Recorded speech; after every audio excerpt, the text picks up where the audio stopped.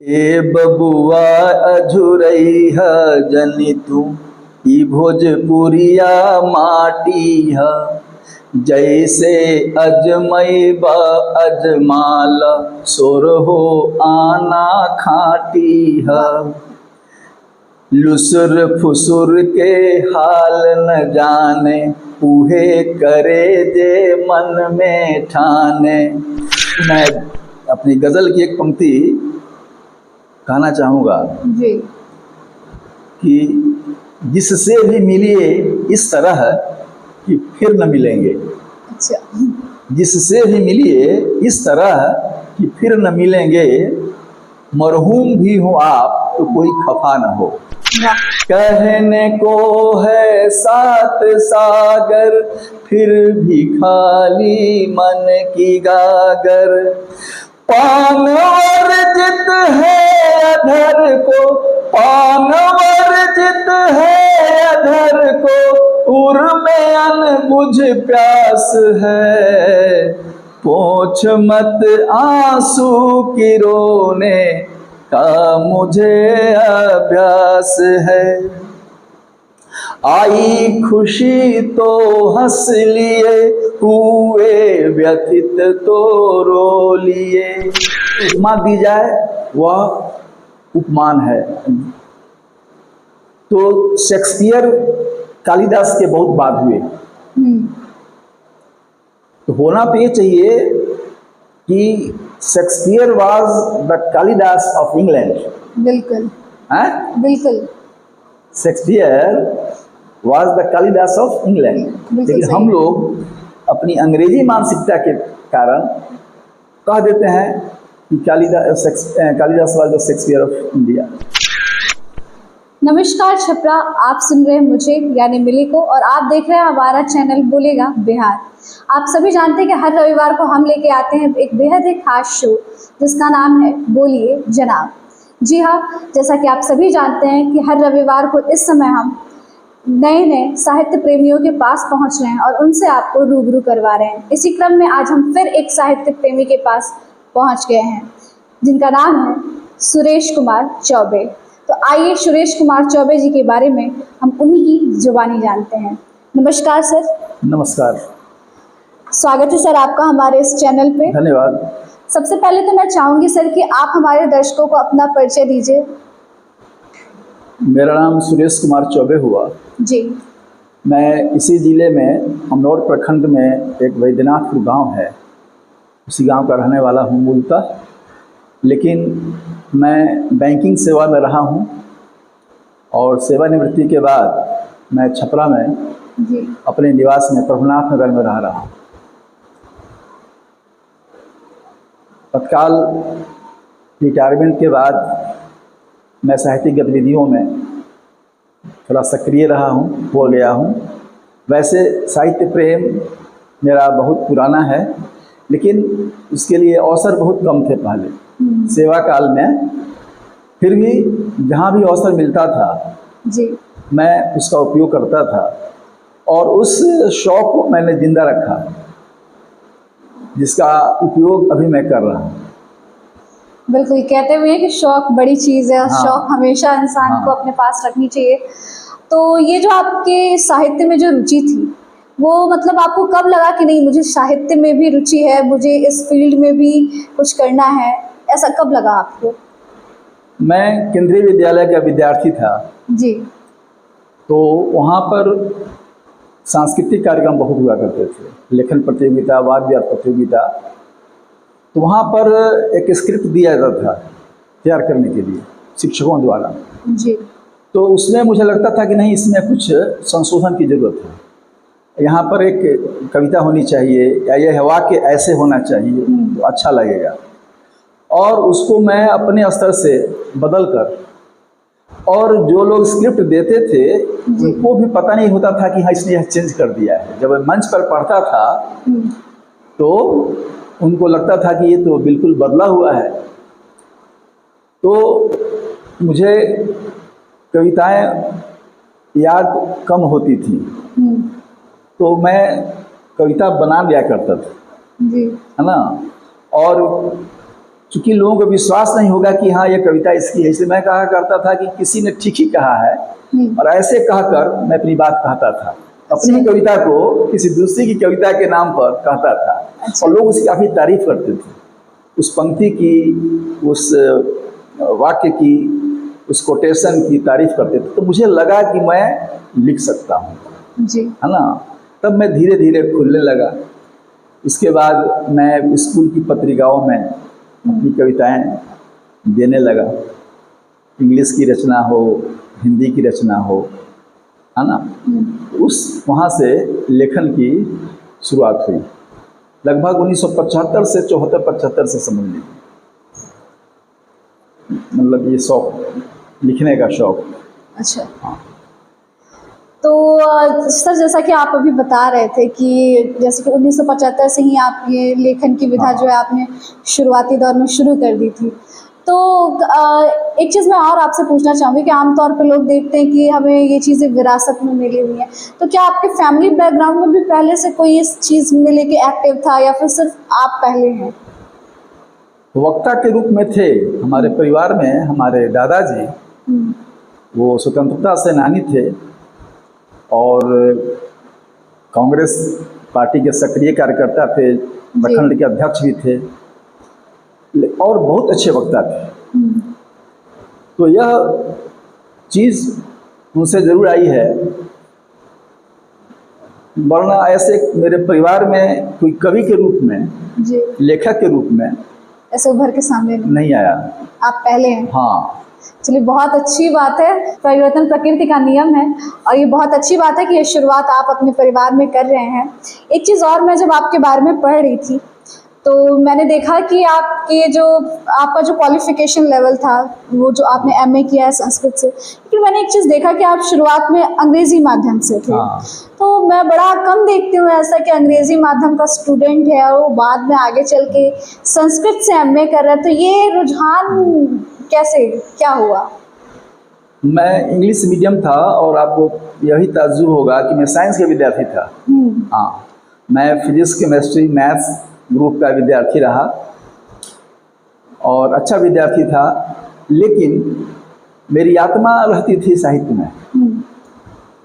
तो मेरे जो लोकल गार्जियन थे, मेरे फूफा जी, उन्होंने अनुशंसा की कि इसको अगर साहित्य के क्षेत्र में जाए तो ज़्यादा अच्छा करेगा, उसमें रचनात्मकता ज़्यादा है, इसकी अपनी रचनात्मकता ज़्यादा है। साहित्य में कुछ क्रिएट नहीं कर पाएगा, लेकिन ये साइंस में कुछ क्रिएट नहीं कर पाएगा, लेकिन साहित्य में कुछ क्रिएट कर पाएगा। उन्होंने एक संकेत दिया था और इसके बाद साइंस के बाद मैं कला क्षेत्र में जो है कला विषय की तरफ मुड़ गया। और उसमें जब मैं कला क्षेत्र में आया तो मुझे लगा कि ये साहित्य, संस्कृत जो है, ये तो सभी भाषाओं की जननी है और जितने साहित्य हैं हिंदी के, सबका उपजीव्य तो संस्कृत से ही आ रहा है। तो क्यों न मूल को ही पकड़ा जाए। और उसका लाभ मिला, अंग्रेजी पढ़ने का भी लाभ मिला और विज्ञान पढ़ने का भी लाभ मिला। और मैं स्नातकोत्तर स्तर पर मैं पूरी तरह से संस्कृत साहित्य का विद्यार्थी हो गया। और आपको यह भी जानकर ताज्जुब हुआ कि मैंने 8 पेपर होते हैं एमए स्तर में, तो मैं जो कंपल्सरी नहीं थे संस्कृत में लिखने, बाकी को मैंने हिंदी की जगह पर अंग्रेजी में लिखा। अच्छा। हाँ, और मेरी सारी कॉपियाँ जांच के लिए दक्षिण भारत गई थी। अच्छा। हाँ, तो इसका लाभ मुझे मिला। हाँ, कि कोई मेरी नकल जल्दी नहीं करता था। और इंग्लिश मीडियम से होने का, और इंग्लिश मीडियम से होने से थोड़ा वाइडली पढ़ने का मौका मिला संस्कृत को। पाश्चात्य जो हमारे विद्वान हुए हैं, जैसे मैक्स मुलर, वेंटरनिट्स, इनके माध्यम से भी संस्कृत को समझने का मौका मिला। तो इससे और मेरा रुझान जो है संस्कृत की, जो विदेशी लोग जो जन्मतः अंग्रेज थे, उन्होंने संस्कृत सीखा संस्कृत को समझने के लिए। और आज हम लोग जो है अपनी भाषा छोड़कर अंग्रेजी की तरफ जा रहे हैं। एक विषय मैं यहाँ पर और बता दूँ कि प्रायः कहा जाता है कि Kalidas was the Shakespeare of India. मैंने इसका विरोध किया था। मैंने एक पत्र लिखा अपने शोध पत्र में कि उपमा उपमेय उपमान दो चीज़ें होती हैं साहित्य में, तो जिससे उपमा दी जाए वह उपमान है। तो शेक्सपियर कालिदास के बहुत बाद हुए, तो होना तो ये चाहिए कि Shakespeare was the Kalidas of England. बिल्कुल हैं? बिल्कुल Shakespeare was the Kalidas of England. लेकिन हम लोग अपनी अंग्रेजी मानसिकता के कारण कह देते हैं कि Kalidas was the Shakespeare of India. तो इसको काफ़ी अप्रिशिएट किया गया। बिल्कुल हाँ, सोच को चेंज करने का, क्योंकि हम जेपी जैसे बाद में हुए, गांधी जी पहले हुए। हम यह नहीं कह सकते थे कि गांधी बिहार के जेपी थे, क्योंकि गांधी जी पहले हुए। बिल्कुल हाँ, इस चीज़ को लोगों का ध्यान नहीं गया था, अब तक मैंने उसको लिख कर हाँ इसको चेंज किया। बिल्कुल, मैं अपने दर्शकों से भी चाहूंगी कि सर किस बात को गौर किया जाए कि शेक्सपियर को कालिदास को शेक्सपियर की उपमा नहीं बल्कि शेक्सपियर को कालिदास की उपमा दी जाए। बातों का दौर तो हमारे साथ चलता ही रहेगा, और भी बातें हैं जो आपसे करनी है, लेकिन हम चाहेंगे, जैसा कि मैंने बताया कि मैं पहले भी आपके बारे में पढ़ रही थी, तो मैंने देखा कि आप भोजपुरी और हिंदी में बहुत अच्छी अच्छी कविताएं लिखते हैं। तो मैं चाहूँगी कि एक दो भोजपुरी और हिंदी में आप कविताएँ सुनाएं। भोजपुरी की कविताएँ आपको मैं बहुत पहले 1985 की बात है, एक भोजपुरी भारती पत्रिका हुआ करती थी। मेरी पोस्टिंग थी मसरक क्षेत्र में, वहाँ के विकल जी थे, तो वो उसका प्रकाशन करवाते थे। उसमें देने के लिए मैंने एक रचना लिखी थी। मेरी पहली भोजपुरी रचना थी। जी जी।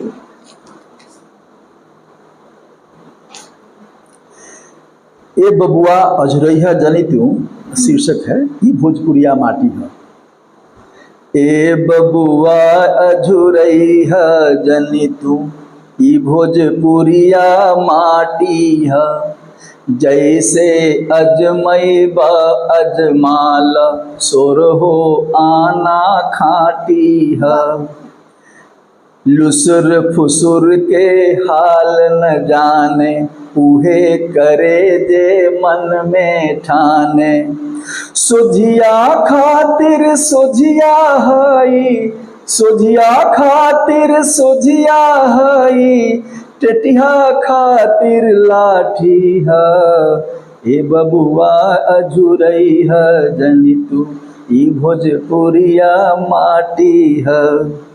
गोर में बाटे एकरा चक्कर, भोजपुर वाले लोग बहुत जगह को मिलेंगे, देश विदेश में मिलेंगे। बिल्कुल। गोर में बाटे एकरा चक्कर, हवे ई जरिए के फक्कर।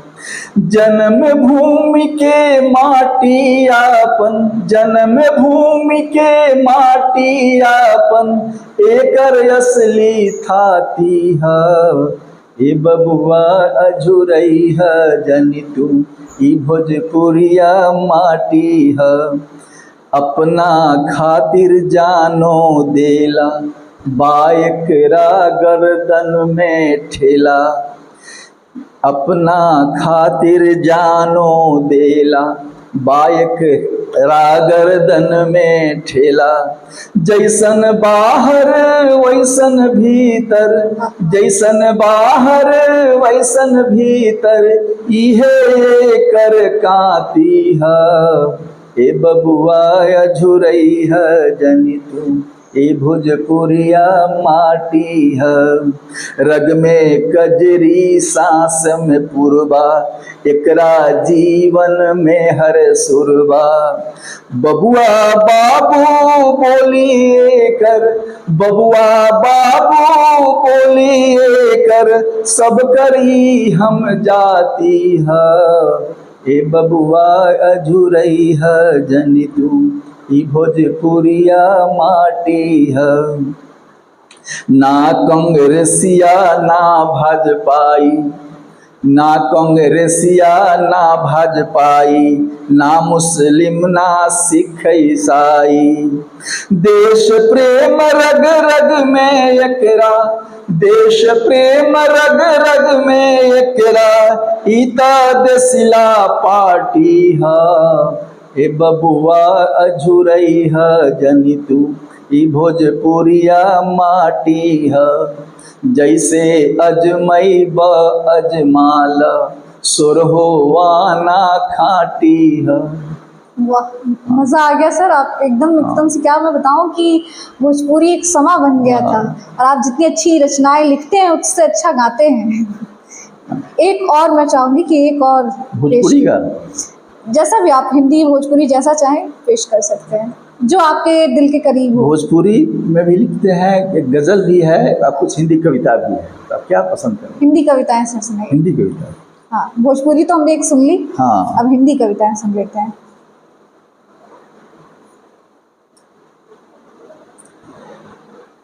जब तलक जीते रहे गम का गरल पीते रहे, जब तलक जीते रहे गम का गरल पीते रहे। रोज की यह नींद अपनी, रोज की यह जिंदगी अब मौत का एहसास है। पोंछ मत आंसू की रोने का मुझे अभ्यास है। पोंछ मत आंसू की रोने का मुझे अभ्यास है। जो जुदाई की तड़प में बच गया सोना बना, जो जुदाई की तड़प में बच गया सोना बना। जो मिलन में खो गया, जो मिलन में खो गया, उसका तो सत्यानाश है। पोंछ मत आंसू की रोने का मुझे अभ्यास है। कहने को है सात सागर, फिर भी खाली मन की गागर।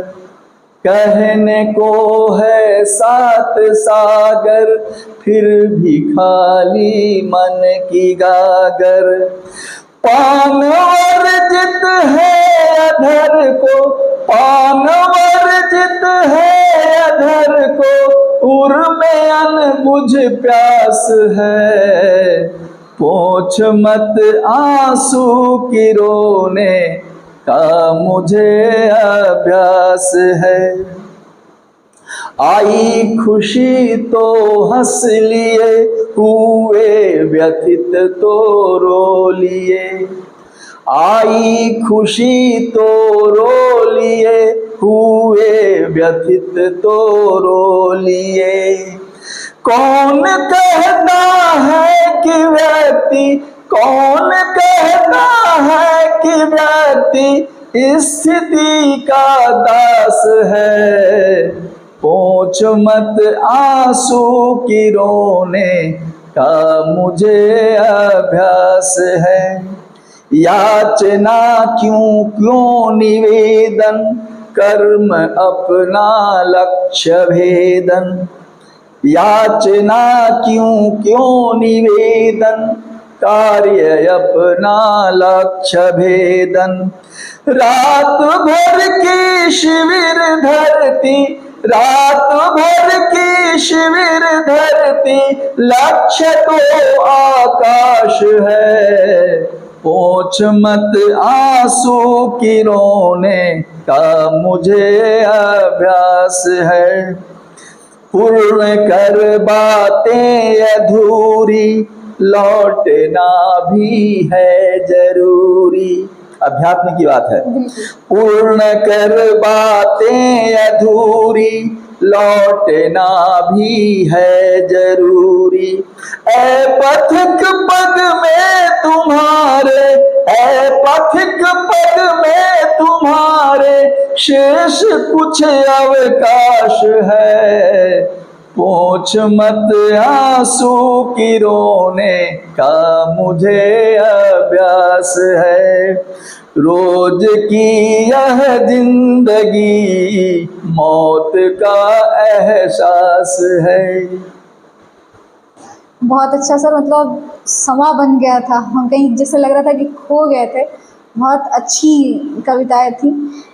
एक क्वेश्चन, अब अपने बातों के दौर को आगे बढ़ाते हैं और मैं आपसे एक प्रश्न करना चाहूँगी कि आपने, जैसे मैंने देखा कि बहुत तरह की कविताएं लिखी हैं, आपके काफ़ी संग्रह भी हैं, तो कुछ अनुभव, क्या उपलब्धियां रही हैं आपकी, क्या अनुभव रहे इस क्षेत्र में? उपलब्धियाँ, मेरी रचनाएं अभी तक प्रकाशित नहीं हो पाई हैं, प्रकाशन के अधीन हैं और इसके प्रति मैं बहुत गंभीर भी नहीं था, क्योंकि मैं स्वांतः सुखाय, तुलसीदास ने कहा है स्वांतः सुखाय रघुनाथ गाथा। तो वस्तुतः मैं अपने लिए लिखता हूँ। अच्छा। अपने भी गुनगुनाता रहता हूँ, अपनी लाइन अपनी से अच्छी लगती है, लेकिन लगता है कि इससे किसी को अगर आनंद आ जाए तो इसको शेयर किया जाए। बिल्कुल। इसी कारण से बहुत ही व्यावसायिक दृष्टिकोण नहीं रहा कि मैं किताबों को छपवाता रहूं, इसका हो रहा है। बस स्वांतः सुखाय, मुझे अच्छा लगता है लिखना, बस इसलिए। लेकिन फिर भी मेरे शुभचिंतकों और साथियों के सुझाव पर मैंने उस तरफ प्रकाशन के लिए, लेकिन मुझे पुरस्कार बहुत मिल चुके हैं। जी, जिक्र करें। जैसे अभी हाल ही में बिहार हिंदी साहित्य सम्मेलन में जी मुझे गोपाल सिंह नेपाली सम्मान मिला 6 और 7 मई को। जी। इसके पहले एक यहाँ संस्था हुआ करती थी विश्वरंजन जी के द्वारा संचालित चर्चना, तो मंचीय मेरा कार्यक्रम चर्चना से ही शुरू हुआ। जी। और चर्चना में मैंने पहले अपनी पहली मंचीय रचना पढ़ी। पहली मंचीय रचना मैंने चर्चना में पढ़ी और विश्वरंजन बाबू इससे इतने प्रभावित हुए कि उनको लगा कि एक बैंक का अधिकारी लिखता भी है और ऐसा भी लिख सकता है। उन्होंने काफ़ी प्रोत्साहित किया। जी। उसके बाद बहुत से मंच मिले, हिंदी साहित्य परिषद बना, वातायन आया, पंचमेल और सारण हिंदी साहित्य सम्मेलन और ऐसे ही कार्यक्रम हुए जो किसी अवसर पर किए गए, वहाँ भी मंचों पर। अभी हाल ही में हम लोग लायंस क्लब में कार्यक्रम, अभी कल ही परसों, हाँ कल की बात है जी, तो वहाँ भी पुरस्कार मिला। तो इस तरह से अभी हाल ही में एक कार्यक्रम हुआ था सिताब दियारा में, भोजपुरी, हाँ समागम, तो उसमें भी भाग लेने का मौका मिला, वहाँ भी पुरस्कार मिला, सम्मान मिला। तो इस तरह से जब अवसर मिलता है तो मैं उसका लाभ उठाता हूँ, अच्छा लगता है। बहुत अच्छी बात है और हमारी शुभकामनाएं भी हैं आपके साथ। हाँ। एक हमारा कॉमन क्वेश्चन होता है हमारे इस शो में कि छपरा में जो साहित्य प्रेमी हैं या साहित्य सेवी हैं, उनकी क्या दशा है, क्या स्थिति है? आप अपनी नज़रों में किस तरीके से, किस नज़रिए से उन लोगों को देख पाते हैं? देखिए, बहुत ही उर्वरा भूमि है सारण की भूमि, वैसे तो हर क्षेत्र में, लेकिन साहित्य के क्षेत्र में भी शुरू से ही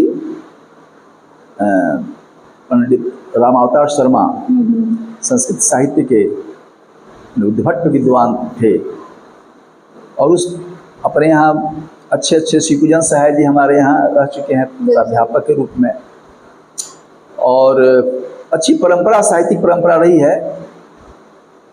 और मैं समझता हूँ कि बाहर जाने पर, कई अवसरों पर बाहर जाने का मौका मिला, जहाँ से हमारे सारण से भी कुछ साथी थे, तो मैंने देखा कि जो स्तर है छपरा का, सारण का, जो गहराई है, वो औरों से बेहतर लगी।